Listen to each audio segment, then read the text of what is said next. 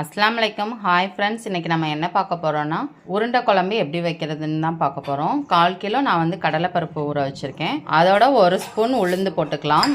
1 spoon வந்து பாசிப்பருப்பு, 2 spoon துவரம்பருப்பு போட்டு இதை நல்லா வாஷ் பண்ணிவிட்டு நம்ம ஒரு மணி நேரம் ஊற வச்சு எடுத்துக்கலாம். பருப்பு ஊறட்டும், அதுக்குள்ளே நம்ம வந்துட்டு அரைக்கிறதெல்லாம் அரைச்சிக்கலாம். இதுக்கு வந்து 2 சில்லு தேங்காய் எடுத்திருக்கேன். இதை வந்து வலுவலுன்னு அரைச்சி எடுத்துக்கலாம். ஒரு 3 தக்காளி, ஒரு ஆனியன் எடுத்து இந்த மாதிரி கட் பண்ணி வச்சுருக்கேன். இதையும் வலுவலுன்னு அரைச்சி எடுத்துக்கணும். இப்போ நம்ம அரைச்சி வச்சுருக்க தேங்காவை ஒரு பாத்திரத்தில் சேர்த்துக்கலாம். தக்காளி வெங்காய பேஸ்ட்டு சேர்த்துக்கலாம். ஒரு லெமன் சைஸ்க்கு புளி ஊறப்பட்டு வச்சுருக்கேன். இதையும் நம்ம கரைச்சி சேர்த்துக்கலாம். நம்ம புளி கரைசல் சேர்த்தாச்சு. இப்போ வந்து நம்ம மசால் பொடி போட்டுக்கலாம். இது வந்து நம்ம வீட்டிலையே அரைச்ச மசால் பொடி, புளிக்குழம்பு மசால். இது வந்து உங்களுக்கு தேவைன்னா நம்மளோட சேனலில் இருக்குது, நீங்கள் பாருங்கள். ரொம்ப யூஸ்ஃபுல்லாக இருக்கும், நல்லா டேஸ்ட்டாகவும் இருக்கும்.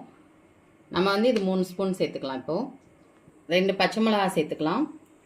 தேவையான அளவு உப்பு சேர்த்து 1 செம்பு அளவுக்கு தண்ணி ஊற்றி நம்ம இதை மூடி வச்சுக்கலாம். நல்லா கொதிக்கட்டும். நல்லா கொதித்து வற்றினதுக்கப்புறம் நம்ம உருண்டையை உருட்டி போட்டுக்கலாம். நமக்கு பருப்பு நல்லா ஊறிச்சு. இதை நம்ம குறைன்னு அரைச்சி எடுத்துக்கலாம். இந்த பதத்துக்கு நம்ம அரைச்சி எடுத்துக்கலாம். இதில் வந்துட்டு ஒரு பெரிய வெங்காயம், கொத்தமல்லி கொஞ்சம் சேர்த்துக்கலாம். பச்சை மிளகா 2 கட் பண்ணி வச்சுருக்கேன், அதையும் சேர்த்துக்கலாம். கொஞ்சம் சோம்பு, கொஞ்சமாக இஞ்சி பூண்டு பேஸ்ட்டு, ஒரு பிஞ்சு சோடாப்பூ சேர்த்துக்கலாம். பருப்புக்கு தேவையான அளவு உப்பு சேர்த்து நம்ம பிணைஞ்சு உருண்டையாக உருட்டி எடுத்துக்கலாம். இப்போ நமக்கு குழம்பு நல்லா கொதிச்சிருச்சு. இப்போ வந்து நம்ம சிம்மில் வச்சுக்கணும்.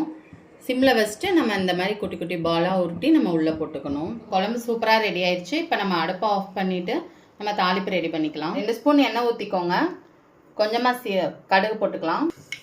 கடுகு பொரிஞ்சதும் கொஞ்சம் வெந்தயம் சேர்த்துக்கலாம். ஆனியன் சேர்த்துக்கலாம்.